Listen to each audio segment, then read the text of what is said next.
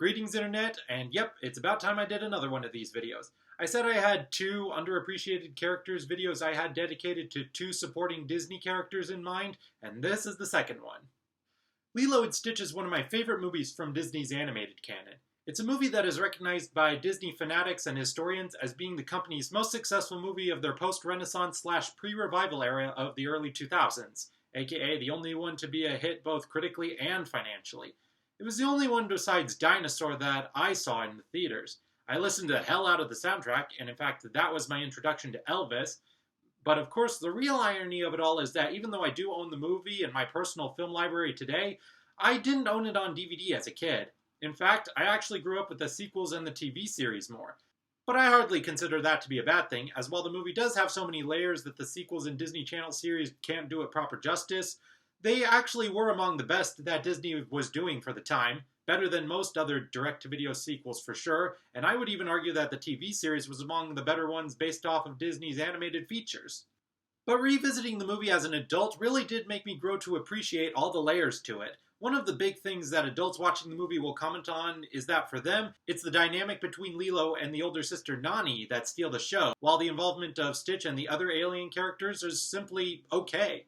The alien part of the story is hardly the most original concept out there, although the directors Dean DeBlois and Chris Sanders have a knack for writing stories that seem surface-level generic and making them engaging nonetheless.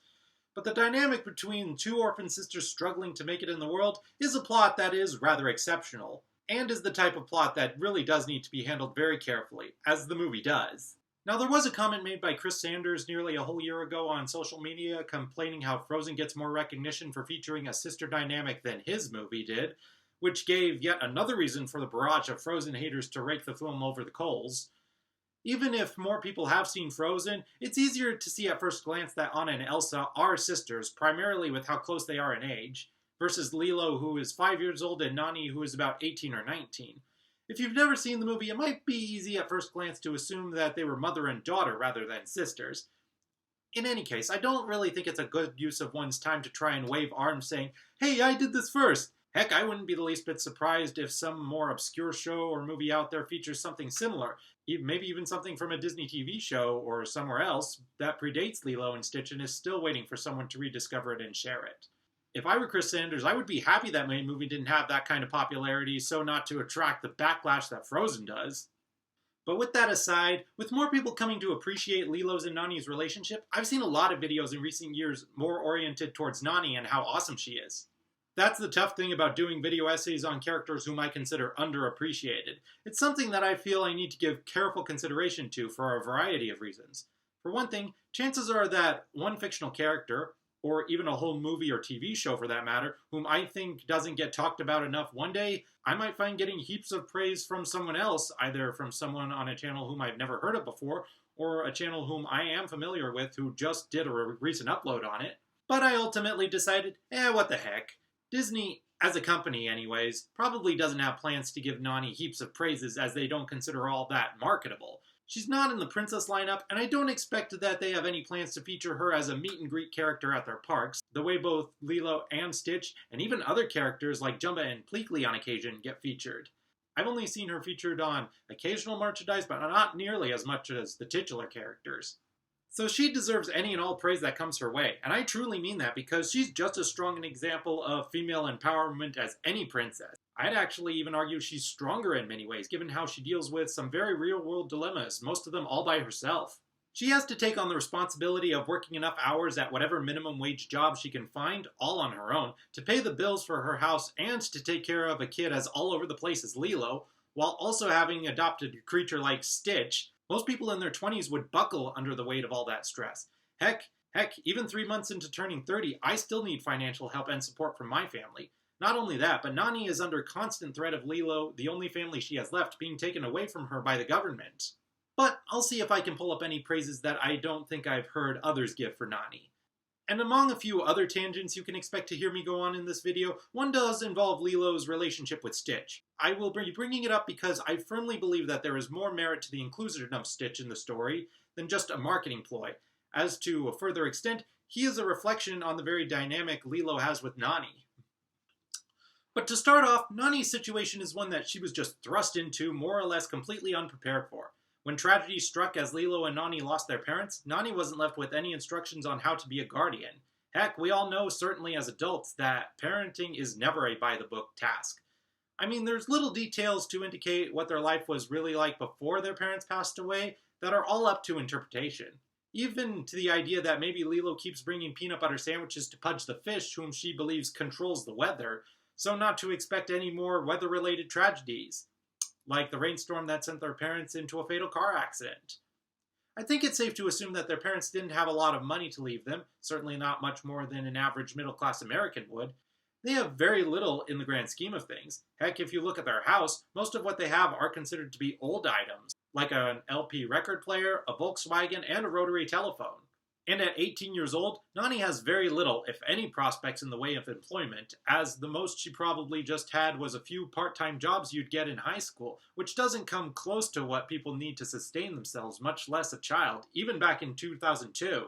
And to add to that, as Isaac Carlson pointed out, it suggested from a few visual aids that Nani had her own passions and pursuits, possibly being a professional surfer, that she had to give up in order to dedicate her whole life to looking after her little sister. Now, there has been plenty of talk about how Lilo is one of the best, if unintentionally so, written characters in the way of autistic neurodivergent representation, or just one of the best written child characters of all time. She's creative, passionate, observant of the world, compassionate, and full of heart, but also rambunctious, feisty, and temperamental. And she definitely has trouble connecting to the world around her, let alone with kids her age. And Nani believes that she's the only one who truly understands Lilo, eccentricities and all, and is another reason why she's trying so hard to hold on to her, despite the fights that Lilo picks with her from time to time. But being Lilo's guardian and having to be the one to raise her is no easy task either, especially since Lilo says she likes Nani better as a sister than as a mom. Nani does let Lilo know how serious her situation about the social workers is, but she doesn't let Lilo fret over her situation of being unemployed. Lilo knows that Nani needs to work to support them both and has faith that she'll be able to find a job, but Nani doesn't make their financial issues her sister's to worry about. When Lilo asks if Nani was fired because of her and Stitch, Nani jokes, "Nah, the manager's a vampire, and he wanted me to join his legion of the undead." That's another positive about Nani. Throughout everything she's had to endure, she is able to maintain her sense of humor and optimism rather than succumbing to being a complete stick in the mud. And she never tries to suppress Lilo's quirkiness either, whether that means helping develop photos that Lilo takes of fat tourists, or letting her pick the name Stitch despite the animal shelter lady starting to protest that it's not a real name. All of that makes Nani an extra great big sister, and just the kind of person a kid like Lilo needs in her life, apart from Stitch, of course. And from there, I think, is a good way to segue into a brief tangent regarding Stitch's involvement with the story, because it does have more to do with Nani than you may think. Just as Nani assumes guardian caretaker role of Lilo, Lilo assumes that same role for Stitch. She identifies with Stitch as being both an orphan and an outcast before anyone learns that Stitch is an alien, and like Nani, she feels that she's the only one who understands him. Because Lilo is a person who, being an outcast herself, can see beauty and goodness in people and places where most others don't recognize or think to look. She assumes that Stitch's destructive nature derives from a life of pain and shunning for being different, because that's something she has known all her life. She even says as much when she shares her story with Stitch about losing her parents, and she asks Stitch if he has dreams that consist of memories of him losing his family, and that he must feel as lost as the ugly duckling, hence Stitch's "I'm lost" scene later in the climax. Of course, when Lilo learns the truth about Stitch, that he was really an alien made to destroy everything he sees, she pushes him away in anger and resentment. However, it's at that time that Stitch really has internalized the meaning of Ohana. The only reason that Stitch never fully divulged into his programmed nature of wreaking havoc, apart from being trapped on an island without any large cities to rampage through, was that he can only let himself go so far as long as he has to use Lilo as a meat shield from Jumba and Pleakley. And with only so far as he was allowed to go with the destruction, it would be inevitable that, as Jumba put it, he's left with nothing, not even memories to visit in the middle of the night. Nani was ready to take Stitch back before Lilo brought up their dad's philosophy of Ohana, and through Lilo's own ways, even though her preconceptions of Stitch were initially far from the truth, she knew how to reach through Stitch's rage and tap into a deeper part of him that was never intended to be. It wasn't a case of like how the Beast needed Belle to help unearth his heart of gold. Stitch needed Lilo to help develop a heart in the first place. And where do you think Lilo got that from? The love you give is the love you get. But like with Nani, Lilo's relationship with Stitch is very fragile. While she doesn't yet realize that Cobra Bubbles is ready to pick her up the next day, she does know that she's been having trouble with her own responsibility in teaching Stitch to be a model citizen, with him being more reactive and temperamental than her. And at that point, when she starts to feel that Stitch doesn't belong with them, after her little heart-to-heart with him asking about his family, she tells him that he can leave if he wants to, even while admitting to herself that she'll remember him, as she does with everyone who has left her. And this also comes into effect the next day, as Nani is left in an almost catatonic state knowing that Lilo is about to be taken away. And at this point, even though Nani has warned Lilo that she might get taken away, she can't bring herself to outright tell Lilo when it's about to happen. But when she sees that Lilo has sadly, but nonetheless voluntarily, let Stitch go, something about that gives her the courage to try and console Lilo with her words about how sometimes, no matter how hard you try, things just don't work out the way you want them to. So maybe that's when things have to change, and hopefully for the better. But with these words, I almost feel inclined to think that she's trying to comfort and assure herself about that as well. Of course, right after that, when Nani's finally found a new job and things finally look like they're turning around, and then all hell breaks loose and the house is destroyed, and Cobra Bubbles has to come to take Lilo, she still fights to hold on to her, just before Lilo runs away in her state of feeling lost and confused. Nani isn't going to give up on Lilo if she doesn't have to. She will fight to the ends of the earth to hold on to the one and only family member she has left. But she also probably wasn't truly ready to let Lilo go, even if it did look inevitable. She still had her limitations and could only endure so much after being left with a broken family. However, Nani isn't completely alone with no one else in the world on her side. Easily the best someone she has in her life to help her get through everything is David, the quintessential ideal boyfriend rather than just your typical nice guy. They still have the hots for each other, and even though she doesn't try to hit off with him or be so overt with her feelings for him, he is always ready and eager to help her however he can, even if it's something as easy as inviting her and Lilo to a surf to lift their spirits. But all the while, he respects Nani's boundaries. He only asks for her on a date after helping her to get a new job because, apart from it just being a bit of a joke, he knows it's an appropriate time, and he knows her feelings for him are mutual at that point. Even Cobra Bubbles, despite his presence that makes him seem almost like an antagonist, does show himself to have a lot more dimension, as he turns out to be one of the good guys in the end. I mean, let's not forget that his reveal of how he was once a member of a special classification of the CIA that has worked with aliens before, and as such, he's the one who helped save Stitch from being taken away by the alien councilwoman by reminding Lilo of her pet ownership of him.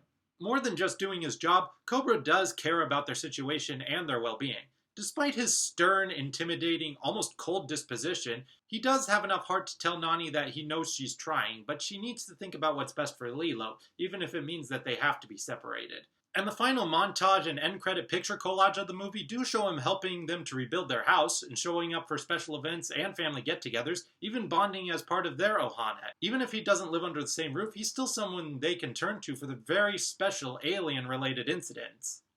Now, as for the Lilo and Stitch sequels and TV series, while they're not perfect, rather than being reductive as per the reputation of most Disney direct-to-video sequels, they actually do what sequels and spin-offs are supposed to do, and expand upon the lore and world-building of Lilo and Stitch in the very natural way that the movie fully lends itself to, whether or not Chris Sanders and Dean DeBlois had the intention of doing that when they made the movie. Heck, even the crossovers Lilo and Stitch have with other characters from other Disney Channel animated series from the time, be it Kim Possible, to the Proud Family, to the Recess Gang, to American Dragon Jake Long, were at the very least engaging television events for us regular watchers and devotees of these shows when they aired. And in addition to introducing all new alien characters, with each episode centering on a new rogue alien experiment concocted by Jamba, the series develops on the existing characters in many ways, not just with learning more about the lore of the aliens, including Stitch, but also ways which Lilo and Nani develop as characters too. Smaller ways than in the movie, to be sure, but what's wrong with that? Sometimes it's nice to have a continuation just to show characters living their lives comfortably in a more stable place, especially since we know that life just doesn't stop with happily ever after. It's actually really nice to see their ohana continue to grow and strengthen from the little and broken state that it started out in. Despite the fact that Nani is no longer at risk of losing Lilo and she's got regular, fairly sustainable work, she's still in the process of finding that right balance because, let's not forget, it's a constant balancing act for anyone in this situation. She still serves as a guardian role, which means taking on parental responsibilities, including disciplining both Lilo and Stitch when necessary, and raising them to make responsible life choices, while also being the voice of authority in the house that even Jumba and Pleakley now reside in. all while still trying not to cross the line of coming off as trying to be a mom more than an older sister. But she's also the voice of wisdom in these instances too. Still having to deal with Lilo's shenanigans and temper, she still remains compassionate and understanding and helps her little sister cope with hard times. Be it when they reflect on their parents' philosophies and Nani tries to assure Lilo that she doesn't need to win a hula competition to make her mom happy, or even in the TV series, in certain episodes where Lilo is trying desperately to appease her so-called friends at school, when Nani reminds her that Stitch is the definition of a true friend to her, who doesn't expect her to be anything else than what she is, and loves and fights for her no matter what. But be it the movie or any of its follow-ups and spin-offs, Nani has had to make easily the most drastic transition into womanhood imaginable, so much that it's less of a transition and more akin to something like sublimation, like how a state of matter can change from a solid to a gas while skipping the liquid stage. I mean, hey, in a story about alien experiments, I think a science metaphor is the most appropriate. Being hurled into the scenario that she was when she was just barely reaching legal adult age, Nani does a better job of it than most anybody else I can think of, real or fictional. Not perfect, of course, but she has to continue to play the game of Guardian where the rules keep changing and she's constantly juggling. For someone with her stamina and endurability and endless devotion to raising an exuberant Lilo and an even more exuberant, unpredictable Stitch, her optimism, her sense of humor, and her heart that is just as wholesome as her little sister's, and their sense of Ohana being just as strong as her parents, continues to shine through. Whether her sisterly bond with Lilo is more preferable to Anna's and Elsa's, or whether there may have been some more obscure sister-sister dynamic that predates either of them and deserves its share of recognition, Nani's strengths and traits don't just make her the epitome of fictional sisters in my book, but also, like I said at the beginning of this video, easily as great a role model and symbol for female empowerment as any of the Disney princesses. And for those reasons, she will never be left behind or forgotten by me. Anyways, those are just my thoughts, and as always, I'd love to hear yours about the characters, about the sequels and series, or just the movie in general, whether it's been a long time or fairly recently since you last saw it, or if you're someone who has it in your collection and watches it very frequently. I welcome any and all conversation, again, provided it's civil. So take care, and I'll see you next time.